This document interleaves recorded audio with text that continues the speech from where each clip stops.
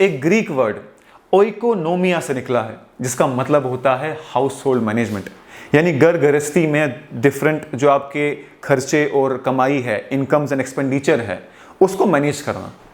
जो Greek word है ओइकोनॉमिक्स का मतलब हाउस होल्ड मैनेजमेंट। दोस्तों, इकोनॉमिक्स ऐसा नहीं है कि आज आप पैदा हो गए सब्जेक्ट अचानक से। जब से इंसान ट्रेड, खरीद फरोख्त जो है चला रहा है, चाहे वो आपका इंडस वैली सिविलाइजेशन की बात कर लें आप, चाहे अर्लियर सिविलाइजेशन की बात करें, इकोनॉमिक्स का मतलब था इनकम और एक्सपेंडिचर, जो स्टार्टिंग से चलता आ रहा है। जब भी हमने, चाहे वो बार्टर ट्रेड की फॉर्म में किया हो, बार्टर ट्रेड का मतलब होता है कि कमोडिटी के बदले कमोडिटी देना, यानी आप कोई चीज़ खरीद रहे हैं तो उसके बदले आप पैसा नहीं देंगे, उसके बदले आप कोई चीज़ देंगे, है ना। मिसाल के तौर पे आप किसी से कुछ कैटल्स खरीद रहे हैं, कोई माल मवेशी खरीद रहे हैं, उसके बदले में आप शायद पेमेंट करें राइस की फॉर्म में, ग्रेन्स की फॉर्म में। आप किसी से जो है कोई हैंडीक्राफ्ट का मटेरियल ले रहे हैं, कोई कपड़े ले रहे हैं, उसकी आप पेमेंट करें लेट्स से कॉटन के एवज में, उसको बार्टर ट्रेड कहते हैं। तो जब से सिविलाइजेशन शुरू हुई है, इकोनॉमिक्स एक पोर्शन है। ये मॉडर्न टाइम्स में हमने इसको एक नाम दे दिया कि खरीद फरोख्त को हम इकोनॉमिक्स कहते हैं। और आप जो लोग भी ये वीडियो देख रहे हैं, आप लोग भी अपने घरों में रेगुलरली इकोनॉमिक्स से जुड़े हुए हैं। आपकी जो इनकम है, आपके जो एक्सपेंडिचर हैं, उसका जो आप डे टू डे लाइफ में अपने वो एक्सपीरियंस करते हैं, वो भी इकोनॉमिक्स है। आप जो कमाई कर रहे हैं, या फिर अगर आपको पॉकेट मनी मिल रही है, आप महीने में कितना पैसा कमाते हैं, या महीने में कितना आपको पेरेंट्स की तरफ से पॉकेट मनी मिलता है, उसको आप किस तरीके से खर्च करते हैं और किस तरीके से उसके रिटर्न्स आते हैं। क्या उसमें नेगेटिव में जा रहे हो आप? क्या आपका किसी महीने में जो खर्चा है वो कमाई से ज़्यादा है? इसका मतलब है कि जितनी अपनी कमाई नहीं, जितना ज़्यादा आप एक्सपेंडिचर कर रहे हैं, तो वो नेगेटिव में चला जाता है। यही सब चीज़ें इकोनॉमिक्स है। इसको हम अब एक बड़े बड़े वर्ड देके पढ़ेंगे। दोस्तों, शुरुआत जैसे कि मैंने की इकोनॉमिक्स यानी ओइकोनोमिया, जिसका मतलब होता है हाउस होल्ड मैनेजमेंट। अब हम बात करेंगे कि मॉडर्न टाइम में जो हम इकोनॉमिक्स पढ़ रहे हैं, उसकी शुरुआत कहाँ से हुई। दोस्तों, इसकी शुरुआत होती है एक स्कॉटिश फिलोसोफर जिसका नाम है एडम स्मिथ। एडम स्मिथ एक स्कॉटलैंड का रहने वाला एक ऐसा शख्स था जिसने एक किताब लिखी, जिस किताब का नाम था an inquiry into the nature and causes of wealth of nations. कहीं ना कहीं इसी दौरान इकोनॉमिक्स, जो मॉडर्न आज इस वक्त में हम जो इकोनॉमिक्स पढ़ते हैं, इस टाइम से उस इकोनॉमिक्स की शुरुआत होती है। दोस्तों, इसके अलावा भी इसने बहुत सी किताबें लिखी, जिसकी दूसरी किताब का नाम था the theory of moral sentiments. और यहीं से इकोनॉमिक्स पूरे वर्ल्ड में लोगों ने इसको as a subject, separate subject पढ़ना शुरू किया। एक और चीज़ है दोस्तों, जनरली इंक्वायरी आती है कि इकोनॉमी और इकोनॉमिक्स में डिफरेंस क्या है। दोस्तों, इकोनॉमिक्स जो है उसकी डेफिनेशन अगर हम पढ़ें तो बोर्ड पे लिखी हुई है, economics is a social science concerned with the production, distribution and consumption of goods and services. Economics एक ऐसी सोशल साइंस है जो डील करती है प्रोडक्शन और डिस्ट्रीब्यूशन, किसका? गुड्स एंड सर्विसेज का। प्रोडक्शन का मतलब हो गया आप कोई चीज़ को प्रोड्यूस कर रहे हैं, कोई चीज़ को बना रहे हैं। यानी मिसाल के तौर पे अगर मैं बात करूं, आप कपड़े बना रहे हैं, कोई इंडस्ट्री है, कोई कंपनी है जो कपड़े बनाती है, तो प्रोड्यूस करती है वो कपड़े, एक गुड है, ये गुड है ना। चेयर है, चेयर प्रोड्यूस करने वाली, वो भी गुड है एक। और सर्विस हो गई, सर्विस का मतलब ये हो गया कि जो आप कोई फिजिकल टेंजिबल फॉर्म में नहीं होती, वो टेंजिबल फॉर्म का मतलब हो गया जिसको आप हाथ लगा के महसूस कर सकते हैं, है ना। जो भी चीज़ आप हाथ लगा के महसूस कर सकते हैं वो टेंजिबल है, वो गुड है। और जिसको आप हाथ लगा के महसूस नहीं कर सकते उसको हम इंटेंजिबल कहते हैं, और वो एक सर्विस होगी। तो दोस्तों, इकोनॉमिक्स उन सभी चीज़ों को स्टडी करती है जिसमें गुड्स एंड सर्विसेज को प्रोड्यूस किया जाता है और उसको डिस्ट्रीब्यूट किया जाता है डिफरेंट जगहों पर। ठीक है दोस्तों, इकोनॉमिक्स तो ये स्टडी ऑफ सब्जेक्ट ये आ गया। इकोनॉमी जब हम बात करेंगे, इकोनॉमी हमेशा हम बात करेंगे किसी इंडिविजुअल का, किसी फर्म का, या किसी कंपनी का, या किसी कंट्री का। यानी अगर मैं बोलूं इकोनॉमी ऑफ इंडिया, किसी कंट्री के बारे में जब हम बात करते हैं, किसी पॉलिटिकल यूनिट के बारे में हम बात करते हैं, किसी स्टेट के बारे में हम बात करते हैं, उस वक्त उसकी खरीद फरोख्त यानी एक्सपेंडिचर और इनकम्स ब्रॉडर जब हम मेजर करते हैं कि एक स्टेट का, एक कंट्री का ब्रॉडरली बात अगर करें कि उसका एक्सपेंडिचर क्या है, जिसमें उसका टैक्स आ जाएगा, जिसमें उसके डिविडेंड्स आ जाएंगे, और उसका एक्सपेंडिचर क्या है, एक्सपेंडिचर डेवलपमेंट वर्क्स आ जाएगा, रोड बनाना, बिल्डिंग्स बनाना, कंस्ट्रक्शन करना, सोशल सर्विस सेक्टर स्कीम्स बनाना, सैलरीज पे करना, ये उनका एक्सपेंडिचर आ जाएगा। जब हम कंट्री की बात करते हैं या फिर स्टेट की बात करते हैं, उस वक्त हम वर्ड जो इस्तेमाल करते हैं वो इकोनॉमी की बात करते हैं। जैसे कि आपने Indian economy, economy of Jammu and Kashmir, economy of Delhi, economy of Mumbai, economy of Maharashtra, economy of UK. तो जब हम एक कंट्री की बात करें, एक स्टेट की बात करें, तब इकोनॉमी कहा जाता है उसको। और जब हम एज अ सब्जेक्ट डील कर रहे होते हैं तब उसको इकोनॉमिक्स कहते हैं। ठीक है दोस्तों।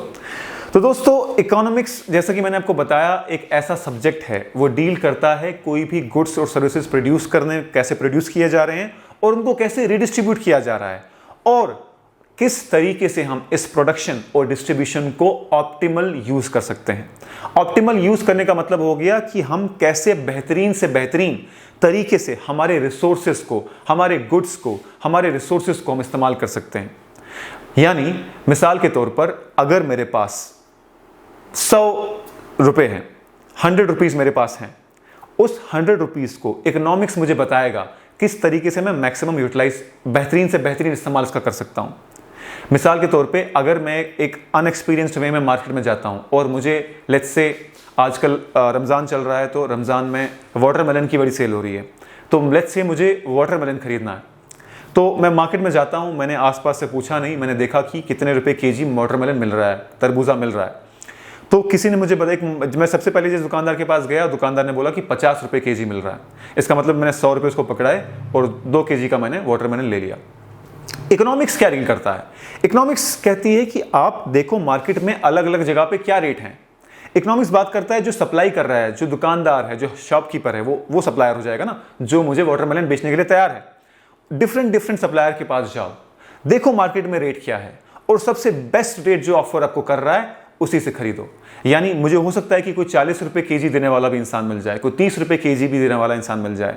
तो इकोनॉमिक्स कहता है कि आप पूरे मार्केट का सर्वे लो, कि देखो कि मार्केट में कौन कौन, जितने भी सप्लायर्स हैं वाटरमेलन की, कितना कितना रेट प्रोवाइड कर रहे हैं। तो मैं सबका सप्लायर करता हूं, देखता हूं कि यार कौन है, कोई 40 वाला है, कोई 30 वाला है, कोई 50 वाला है, और फाइनली जो सबसे कम में मुझे सबसे अच्छी चीज देगा मैं उसे जाके खरीद लूंगा। इस रिसोर्स, जो मेरा 100 रुपए रिसोर्स था, इकोनॉमिक्स ने मुझे बताया कि इस 100 रुपए के रिसोर्स को मैं मैक्सिमम कैसे यूटिलाइज कर सकूं।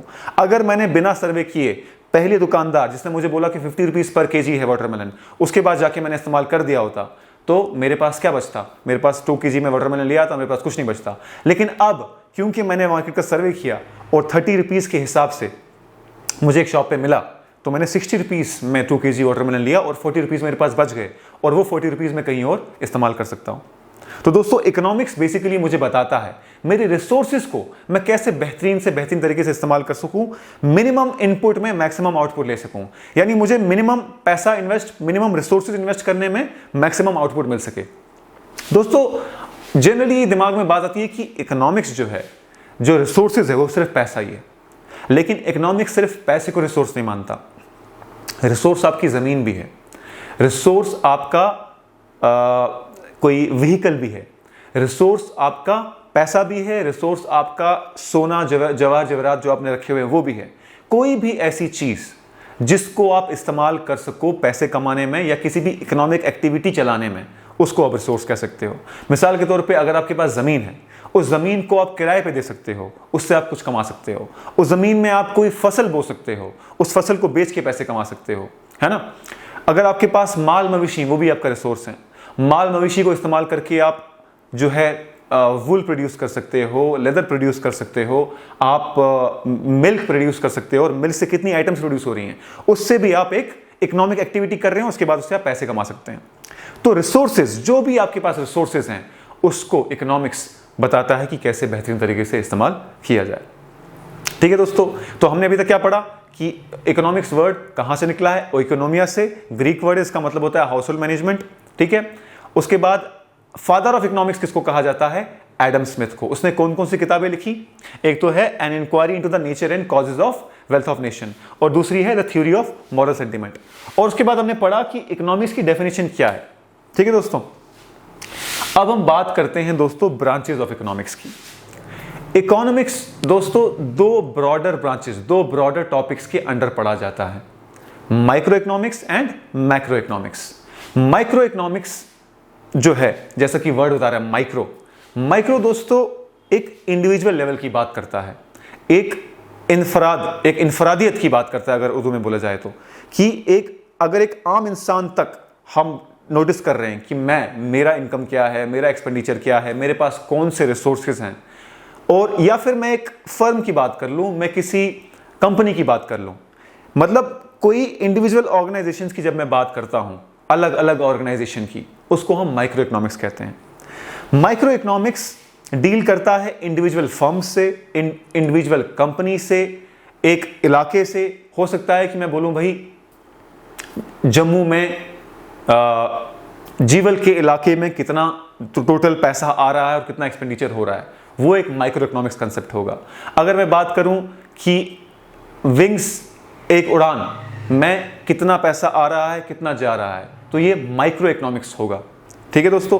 या फिर अगर आप अपना कैलकुलेट करते हैं कि मेरी इनकम इतनी है, मेरे एक्सपेंडिचर इतने हैं, एक्सपेंडिचर में मेरा जो खाने पे इतना जाता है, मेस का खर्चा इतना है, मेरा इलेक्ट्रिसिटी का बिल इतना है, मेरा किराया इतना है, मेरी गाड़ी का पेट्रोल इतना है, ये सब जो कैलकुलेशंस हैं ये माइक्रो इकोनॉमिक्स का पार्ट बनाती हैं। और इसमें इंडिविजुअल प्रेफरेंसेस, यानी एक इंसान की क्या प्रेफरेंसेस हैं, उसको मद्देनजर रखा जाता है। और मैक्रो इकोनॉमिक्स जो है, मैक्रो इकोनॉमिक्स एक बड़े से इकोनॉमिक यूनिट, यानी किसी कंट्री, किसी स्टेट की जब बात की जाती है तब हम मैक्रो इकोनॉमिक्स को लाते हैं। एग्रीगेट या होल पैरामीटर्स को जब हम जोड़ते हैं दोस्तों, एग्रीगेट की मिसाल मैं इस तरीके से दूंगा कि अगर आप कभी कंस्ट्रक्शन करते हैं तो कंस्ट्रक्शन के दौरान आप जो है सीमेंट भी इस्तेमाल करते हैं, आप कंक्रीट भी इस्तेमाल करते हैं, आप रेता बजरी भी इस्तेमाल करते हैं। उस सब को मिक्स जब किया जाता है, उस मिक्सचर को एग्रीगेट कहा जा सकता है। उसी तरीके से इकोनॉमिक्स में जब आप एक फर्म का क्या इनकम एक्सपेंडिचर है, एक पूरे इलाके का, जम्मू का पूरा एक्सपेंडिचर क्या है, कश्मीर का क्या है, कितना इनपुट आ रहा है, बाहर से कितनी चीजें हम खरीद रहे हैं, हम इंपोर्ट क्या कर रहे हैं, हम एक्सपोर्ट क्या कर रहे हैं एक्सक्यूज मी, जब इन सभी पैरामीटर्स को हम मेजर करते हैं और एग्रीगेटली देखते हैं पूरे, जिसको कहते हैं अंग्रेजी में अ बर्ड्स आई व्यू, जिस व्यू में एक परिंदा देख सकता है एक पूरी इलाके को, उस बर्ड्स आई व्यू को हम मैक्रो इकोनॉमिक्स कहते हैं। माइक्रो इकोनॉमिक्स में हम हाउस होल्ड इनकम्स की बात कर सकते हैं, हम इंडिविजुअल इनकम्स की बात कर सकते हैं, और मैक्रो इकोनॉमिक्स में हम एक कंट्री की नेशनल इनकम की बात करते हैं, एक कंट्री के फिस्कल डेफिसिट की बात करते हैं, एक कंट्री के बजट डेफिसिट, रेवेन्यू डेफिसिट की बात करते हैं। दोस्तों ये जो मैं वर्ड्स इस्तेमाल कर रहा हूँ, fiscal deficit, revenue deficit, expenditure, आपको अभी बड़े बड़े लग रहे होंगे, लेकिन अभी के लिए आप सिर्फ इतना मद्देनजर रखें, दिमाग में रखें कि माइक्रो इकोनॉमिक्स क्या है, मैक्रो इकोनॉमिक्स क्या है। आने वाले लेक्चर्स के साथ साथ आपको आसानी से समझ में आने लगेगा कि क्या क्या चीज़, फिस्कल डेफिसिट का मतलब क्या होता है, जीडीपी का मतलब क्या होता है, नेशनल इनकम का मतलब क्या होता है। तो कहने का मतलब दोस्तों ये होगा कि मैक्रो इकोनॉमिक्स तब हम बोलेंगे जब हम एक कंट्री की इनकम की बात करें। आप जानते हैं कि एक कंट्री की इनकम क्या होती है, हम जो टैक्स पे करते हैं वो भी कंट्री की इनकम है, जो हम सेस पे करते हैं वो भी कंट्री की इनकम है, जो हम गवर्नमेंट ऑफिसेज में फीस देते हैं, इलेक्ट्रिसिटी बिल्स देते हैं, वो भी गवर्नमेंट का इनकम है, जो गवर्नमेंट ने लोन दिए हुए हैं किसी स्टेट्स को या किसी ऑर्गेनाइजेशन को, या फिर कोई इन्वेस्टमेंट की हुई है, उनसे जो डिविडेंड्स आ रहे हैं वो गवर्नमेंट का इनकम है। गवर्नमेंट की जो अपनी कंपनियां हैं, जैसे कि एयर इंडिया है, जैसे कि इंडियन ऑयल कॉरपोरेशन है, जैसे कि HPCL है, इन कंपनीज की जो इनकम है, जो प्रॉफिट्स है, वो गवर्नमेंट की इनकम है। और गवर्नमेंट का एक्सपेंडिचर क्या क्या है? गवर्नमेंट का एक्सपेंडिचर रोड पे बनाने पे जो हुआ, ब्रिज बनाने पे जो हुआ, कंस्ट्रक्शन जो की गवर्नमेंट ने, जो सैलरीज पे की, जो व्हीकल्स खरीदी, जो अभी के टाइम पे हेल्थ केयर सेक्टर पे कोविड-19 में आप जैसा कि देख रहे हैं कि कितना खर्चा लग रहा है, वो सब चीज़ें क्या है? वो सब गवर्नमेंट का एक्सपेंडिचर है। तो जब हम एक कंट्री की पूरी बात करते हैं, एग्रीगेट सारे पैरामीटर्स को हम साथ लाते हैं, जिसमें आपका एक्सपेंडिचर, इनकम, इंपोर्ट्स, एक्सपोर्ट्स सब मिला हुआ होता है, उसको कहते उस इकोनॉमिक्स को कहते हैं मैक्रो इकोनॉमिक्स दोस्तों। ठीक है दोस्तों इस जगह पर मैं एक और चीज़ बताना चाहूँगा कि हम आज नेशनल इनकम का एक बहुत बेसिक सा शुरुआत कर लेते हैं। नेशनल इनकम यानी किसी भी देश की, किसी भी मुल्क की इनकम क्या है, तभी तो हमने नेशनल इनकम कहा। दोस्तों नेशनल इनकम मेजर करने के क्या तरीके होने चाहिए, इकोनॉमिस्ट में बहुत देर तक ये डिस्कशन जो चलती आ रही है और चलती आई है, लेकिन प्रेजेंटली जिस मेथड को सबसे बेस्ट मेथड माना जाता है, सबसे सूटेबल मेथड माना जाता है किसी भी कंट्री के इनकम को मेजर करने के लिए, इनकम को जानने के लिए, उस मेथड को कहते हैं जीडीपी, ग्रॉस डोमेस्टिक प्रोडक्ट। ये क्या भला है, क्या नहीं है, इसके बारे में मैं थोड़ा सा आपको बताता हूँ। दोस्तों, नेशनल इनकम या जीडीपी का मतलब होता है एक कंट्री की डोमेस्टिक बाउंड्रीज के अंदर, यानी उसके बॉर्डर्स के अंदर जो भी final goods and services produce होते हैं उनकी वैल्यू क्या है। मिसाल के तौर पे अगर पूरे हिंदुस्तान में जितनी भी आइटम्स, जितने भी गुड्स, जितने भी सर्विसेज प्रोड्यूस हो रहे हैं, उन गुड्स एंड सर्विसेज की वैल्यू को मैं इकट्ठा करके, प्लस करके, एडिशन करके जो एक वैल्यू आएगी उसको मैं कहूंगा नेशनल इनकम। दोस्तों, इसकी डेफिनेशन है the value of final goods and services produced in the domestic boundaries of a country in a financial year is called as national income, GDP, gross domestic product। यानी जो भी goods and services एक country में एक साल के period के अंदर प्रोड्यूस हो रहे हैं, उन सभी को जब हम एडिशन करते हैं उसको कहते हैं हम जीडीपी। यहां पर दो चीजें ध्यान में लेने की जरूरत है इसकी डेफिनेशन में। इस डेफिनेशन में जैसा कि आप देखेंगे मैंने लिखा है the value of final word goods and services produced in the domestic boundaries of a country in a financial year.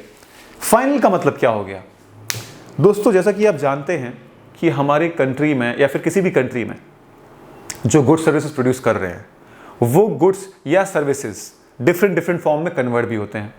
मिसाल के तौर पे अगर मैं बोलूं कि मैंने जो है हमारी कंट्री में आटा प्रोड्यूस हुआ, व्हीट फ्लोर प्रोड्यूस हुआ, व्हीट फ्लोर मान लो आप 1000 टन प्रोड्यूस हुआ 2019-20 में, ठीक है, जो हमारा पिछला फाइनेंशियल ईयर था।